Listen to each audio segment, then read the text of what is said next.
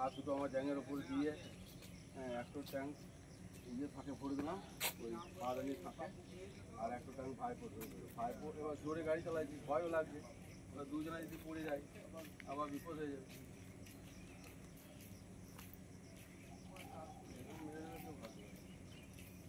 খুন হয়েছে তো কি শুনলেন আপনি সেটা একটু বলুন। বললাম তো আমি কিছু জানি না, কীভাবে খুন হয়ে যায় না। হ্যাঁ, কিভাবে হয়েছে জানা না, আপনি কি শুনেছেন? এখন কোথায় দাদার দেহ, কোথায় এখন রয়েছে? দাদার দেহ হাসপাতালে মর্গে আছে। মর্গে রয়েছে। আর আপনি কি শুনলেন? আপনি তো বোলপুরে থাকেন নাকি? আমি সিয়ান হাসপাতালে কাজ করি। আচ্ছা, দিয়ে কি শুনলেন আপনি দাদা? হ্যাঁ হ্যাঁ, অ্যাক্সিডেন্ট হয়েছে। আবার কি শুনলাম যে অ্যাক্সিডেন্ট হয়েছে দাদা, তারপর আমি যখন নিয়ে এলাম তারপর হাসপাতালে এসে মৃত বললে যে মারা গিয়েছে। হ্যাঁ, এরপরে ডাক্তারবাবু কী জন্যে কী হয়েছে ওই তো ডাক্তারবাবু আমার বলে না কী কারণে মারা গেছে। হ্যাঁ, ওটা পোস্টমর্টম হোক তারপরে জানা যাবে। অ্যাক্সিডেন্টের জন্য খুন করা হয়েছে ওটা যাই না, আমি বলতে বললাম না, যাই না, এখন ডাক্তাররা জানবে। ওটা পোস্টমর্টম না হলে আমি কী করে বলবো খুন হয়েছে না। কী নাম আপনার দাদা? পীযূষ ঘোষ। পীযূষ ঘোষ। আর দেখে কি মনে হচ্ছে আপনার? আর আপনি কি শুনলেন?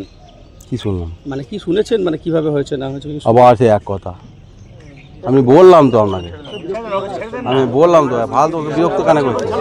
আপনার নামটা বলুন। আমার নাম সুজিত ঘোষ। হ্যালো, কি হয়েছিল, কি হয়েছিল? ও রাত খেয়ে ভাত খেয়েছিল, ভাত খেয়ে আবার বেরিয়েছিল, যাও কেউ ফোন করুক যা করুক। তারপরে এসে রাত 2টোর সময় দেখছি, ওখান থেকে খবর পেলাম, রাত 2টোর সময় এসে দেখছি চিঠিয়ে পড়ে আছে, মাথায় গুলি করে দিয়েছে, কপাল দিয়ে বেরিয়ে গেছে। এই কোথায় পড়েছিল? আর কিছু জানি না। তারপরে পড়েছিল? হ্যাঁ, তারপর বয়স কোথায় পড়েছিল? হ্যাঁ, কোথায় পড়েছিলেন উনি? হ্যাঁ পড়েছিল চিঠি। কোন জায়গায়? কোন জায়গায়? হ্যাঁ, কোন জায়গাতে? ওই আমাদের ওই ত্যামাতার পালপুকুর ধারে, ত্যামাতার পালপুকুর ধারে। কারা মারতে পারে? হ্যাঁ হ্যাঁ বলছি কারা মারতে পারে? হ্যাঁ, কারা মেরেছে? হ্যাঁ কারা মেরেছে তার বলতে পারবো না, ও কেউ দেখে নাই তো, কেউ মেরেছে কী করে জানবো এখন। উনি কি কোনো রাজনৈতিক হ্যাঁ, দল করতেন? ও পার্টি করতো তো, তৃণমূল পার্টি করতো। অঞ্চল সভাপতি ছিলেন? হ্যাঁ, কি ছিলেন? কী করবো, করা কিছু নাই। ও কে মেরেছে বলা মুশকিল আছে এখন তো। এমনি আবঝোকাবঝো বলা যাবে না কারো নাম করে, আবঝোকাবঝো কিছু বলা যাবে না কারো নাম করে, না দেখলে কী করে বলবো। কখন এটা, কখন টাইমটা, কখন কখন? রাত 2টো। কেউ ডেকেছিল ফোন করে? হ্যাঁ, ফোন করে ডেকেছিল? হ্যাঁ, রাত 2টোর সময় কেউ ফোন করেছিল, যা এসেছিল তার আগুলিতে বুঝতে পারেছে আমাকে মারবে, যে পেছন দিক থেকে গুলি করে দিয়েছিল, কপাল থেকে ফুটো বেরিয়েছে, ওইখানেই মারা গেছে। কি নাম আপনার? আমার নাম দিলীপ ঘোষ, আর যে মারা গেছে ছেলের নাম পীযূষ ঘোষ। বলবো, অত্যন্ত দুঃখজনক ঘটনা। আমাদের লাভপুর বিধানসভা এবং সাঁইথিয়া থানার অন্তর্গত শ্রীনিধিপুর অঞ্চলে আমাদের তৃণমূল কংগ্রেসের অঞ্চল সভাপতি পীযূষ ঘোষকে কালকে রাত্রে গুলি করে খুন করা হয়েছে। এই খবর আমরা রাত্রি 3:30 4টের সময় পেয়ে আমাদের সকল নেতৃত্ব, আমাদের সাঁইথিয়া 1 ব্লকের সভাপতি, সাঁইথিয়া 2 ব্লকের সভাপতি আমাদের সোমনাথ সাধু এবং সাবের আলী খান সাহেব, তার সঙ্গে সঙ্গে আমাদের পঞ্চায়েত সমিতির সভাপতি প্রশান্ত সাধু, আমাদের যুব সভাপতি সঞ্জীব মজুমদার, আমাদের সকল অঞ্চল সভাপতি সাঁইথিয়া 1 ব্লকের রাজীব ভট্টাচার্য, আমাদের তাহিরুল শেখ, আমাদের সাধন ঘোষ, সিরাজুল শাহ এবং আমাদের বিকাশ মাস্টার থেকে শুরু করে রেন্টু থেকে শুরু করে আমাদের শয়ে কর্মীরা এখন সিয়ান হসপিটালে এসে আমরা পৌঁছেছি। পোস্টমর্টম হবে এবং আমরা তার মধ্যে তার গ্রামে যাব। তার ভাইও আমাদের সাথে আছেন, তার বাবাও ছিলেন, একটু আগে তিনি গ্রামের বাড়িতে গেলেন।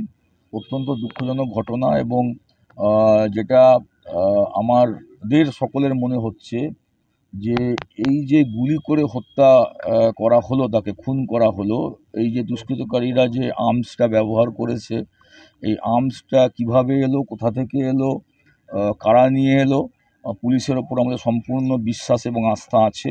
আশা করব পুলিশ এর সঠিক তদন্ত করবে। এবং দোষীরা গ্রেপ্তার হবে এবং এটা দুষ্কৃতকারীদের কাজ, এটা আপনারা বুঝতে পারছেন। তার কোনো স্বাভাবিক ভদ্র মানুষ তো আর গুলি করে মানুষকে খুন করবে না। তাই যারা করছে তারা দুষ্কৃতকারী, অ্যান্টি সোশ্যাল ক্রিমিনাল। তাদেরকে কারা লাগালো, কেন খুন হলো, এটা সম্পূর্ণ পুলিশের তদন্ত সাপেক্ষ বিষয়। তদন্তে সব রকম সহযোগিতা আমাদের কর্মীরা সবাই করবে। পুলিশ ভালো করে তদন্ত করুক এবং দ্রুত এর ব্যবস্থা নিক। রাজনৈতিকভাবে খুন নাকি ব্যক্তিগত, কি মনে হচ্ছে? না, এটা পুলিশি তদন্তের বিষয়। গভীর রাতে হয়েছে, ফলে কাউকে তো কেউ দেখতে পায়নি যে কিভাবে হয়েছে। এটা তো কোনো সামনাসামনি কোনো সংঘর্ষ নয় যে মানুষ দেখতে পাবে। তো সুতরাং এটা তো চক্রান্ত করে খুনটা হয়েছে। এই চক্রান্তটা কারা করলো এটা তদন্তের বিষয়। এবং চক্রান্ত না করলে সে হঠাৎ করে রাত্রিবেলাতে বাড়ি থেকে বেরিয়ে গেল কেন? এবং আরেকটা বিষয় হচ্ছে যে দুষ্কৃতকারী ছাড়া আর্মস তো সাধারণ মানুষ ব্যবহার করতে পারে না। তারা তো ভয়ে আর্মস হাতই দেয় না, এবং এগুলো ম্যাক্সিমাম ইললিগাল আর্মস দিয়েই এই কাজগুলো হয়। তো তাহলে এটা সম্পূর্ণ পুলিশের তদন্ত ছাড়া এই ইললিগাল আর্মস কারা ব্যবহার করলো এবং ক্রিমিনাল অ্যান্টি সোশ্যাল কারা, তারা কোথায় থাকে, কী বিষয়, এটা সম্পূর্ণ পুলিশের তদন্ত। আমাদের তদন্তর দিকেই আমরা তাকিয়ে আছি। তবে আমরা এটাতে বিশ্বাসী এবং আমরা পুলিশের ওপর সম্পূর্ণ আস্থা আছে যে পুলিশ দ্রুত তদন্ত করে দোষীদের গ্রেপ্তার করবে এবং আর্মসটা উদ্ধার করবে। দাদা, একটা বলুন, হাতিয়ার সময় আপনি বলেছিলেন সমাজ বিরোধীরা এখানে আস্তানা বেড়েছে, আবার গতকাল রাতে একটা দুষ্কৃতীদের দ্বারা খুন। আমি তো আপনাদেরকে একটা কথা বারবার বলতে চাইছি যে আর্মস ব্যবহার করে যখন একটা খুন সংগঠিত হয়, সেখানে নিশ্চয়ই দুষ্কৃতকারী ক্রিমিনাল অ্যান্টি সোশ্যালদের যোগাযোগ ছাড়া একটা ইললিগাল আর্মস কি কোনো সাধারণ মানুষ জোগাড় করা সম্ভব? আর সে করতে যাবেই বা কেন? সাধারণ মানুষ তো চাষবাস করবে, ছোটোখাটো ব্যবসা বাণিজ্য করবে, চাকরি বাকরি করবে, এই সব বিষয়। তো সে ইললিগাল আর্মস কে ব্যবহার করে? দুষ্কৃতকারীরা করে, যারা ক্রিমিনাল অ্যান্টি সোশ্যাল তারা করে। তো এক্ষেত্রেও তাই বলে আমাদের প্রাথমিক ধারণা, বা পুলিশ তদন্ত করে দেখুক। 3 জনকে আটকও করেছে পুলিশ, তার মধ্যে 2 জন মহিলা। পুলিশই তদন্তটা হোক, পুলিশ তার যথেষ্ট দক্ষ। আমাদের বীরভূম জেলার পুলিশ, আমাদের পশ্চিমবঙ্গের পুলিশ যথেষ্ট দক্ষ। তারা নিশ্চয়ই দ্রুত এই বিষয়ে উপযুক্ত ব্যবস্থা গ্রহণ করবে এবং দোষীরা গ্রেপ্তার হবে এবং তার সাথে সাথে আর্মসটা উদ্ধার করতে হবে।